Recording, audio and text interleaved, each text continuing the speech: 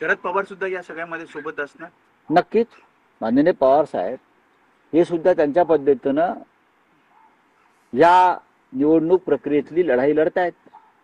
मग ईव्हीएम असेल, त्यांनी ईव्हीएम वरती आक्षेप घेतलेलाच आहे यावेळेला, आणि ते आमच्या बरोबर आहे. आम्ही सगळे एकत्र आहोत. नंतर ते म्हणाले की तशा प्रकारे टेम्परिंग होत नाही, छेडछाड होत नाही. नाही बघा, असं आहे की शेवटी त्यांच्या पक्षाची एक भूमिका आहे. सुप्रिया सुळे यांनी ती भूमिका मांडलेली आहे, आणि जेव्हा सामुदायिक निर्णय इंडिया आघाडी म्हणून घेतला जाईल तेव्हा ते आमच्याबरोबर आहे. तुम्ही म्हणतात की नाते संबंध जपले जातील. अरविंद केजरीवालांना आदित्य ठाकरे भेटायला गेले, पण अशी चर्चा होती की शरद पवारांना सुद्धा भेटायला नाही, पवार साहेबांना आम्ही मुंबईत जाऊन नेहमीच भेटतो. नाराजी दूर झाली?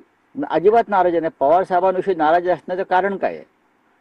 आम्ही एका विशिष्ट घटनेपुरतं आमची भूमिका मांडली. आम्ही नाराजी नाही व्यक्त केली, आम्ही टीका नाही केली.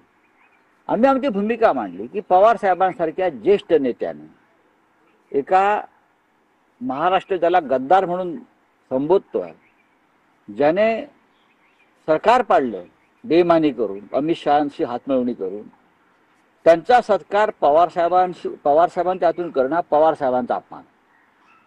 त्यांना महादजी शिंदे यांच्या नावानं पुरस्कार देणं हा शूर योद्धा जो दिल्ली पुढे कधी झुकला नाही, त्या महादजी शिंदेचा अपमान, ही आमची भूमिका आहे. कोणाला तुम्ही, आणि हा पुरस्कार सरकारी पुरस्कार किंवा पुण्यातल्या एका खाजगी संस्थेने दिलेला पुरस्कार हो. पुण्यामधली एक खाजगी संस्था आहे, त्या संस्थेने दिलेला पुरस्कार. आम्हाला असं प्रश्न केले लोकांनी की तुम्ही पवारांवर टीका करताय. कोण हे प्रश्न करतायत? शिंदेचे लोक ते बोलतायत की तुम्ही शरद पवारांवर नाराज होताय, शरद पवारांवर टीका करताय. पवार प्रगल्भ नेते आहेत. शिंदेचे लोक म्हणतायत की तुम्ही टीका करतायत. नाही, माझे आणि पवार साहेबांचे संबंध त्यांना माहित नाही. वडिलांवरती आणि आम्ही त्यांचं जे नातं आहे ते आमचे पिता समान आहे. पण एक भूमिका माझ्या पक्षाची मी मांडली. आता हा जो तुमचा प्रश्न आहे त्यातले काही बघितले आम्ही, तोंडाची डबडी वाजवताना शिंदे गटाचे लोक, ते तोंडाची डबडी वाजवत होती की मी पवार साहेबांवर टीका केली. मी टीका केली नाही, मी माझ्या पक्षाची भूमिका मांडली. त्यांना कळत नसेल तर त्यांनी राजकारणाचे धडे घ्यावे. दुसरं असं आहे, यांना आता माननीय पवार साहेबांचा जो पुळका आलेला आहे तो किती खोटा आहे, किती खोटा आहे.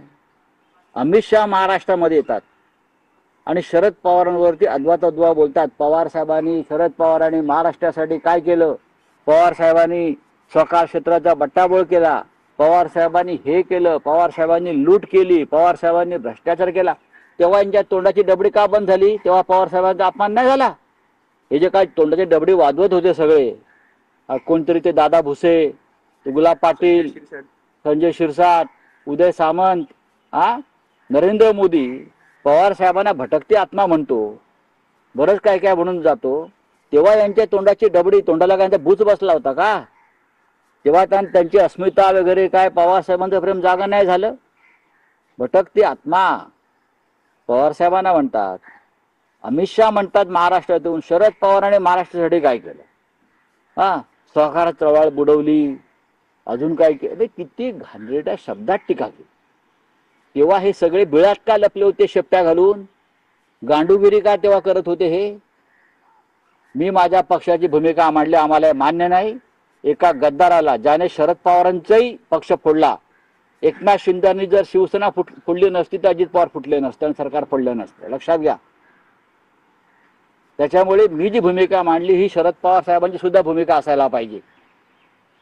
एकनाथ शिंदे हा अजित माणूस अमित शहा बरोबर हात मिळवणी करून त्याने हे पक्ष फोडलेत. अमित शहाने पक्ष फोडले आहेत. अजित पवार असतील, एकनाथ शिंदे असतील, आणि तुम्ही त्यांची भलावण करताय. मी बोललो, माझ्यात हिंमत आहे. तुम्ही अमित शहा विषयी का बोलताय का? त्यांनी पवारांवर टीका केली. नरेंद्र मोदी भटकती आत्मा म्हणतो पवार साहेबांना, तेव्हा तुमचा आत्मा जागा झाला नाही. हे ढोंगी भंपक लोक आहेत, घाणेरडे, डर्टी पॉलिटिक्स करतात महाराष्ट्रामध्ये. दुतोंडी, हे दुतोंडी गांडूळ आहेत. एकनाथ शिंदे पोटदुखी, तुम्हाला पोटदुखी मला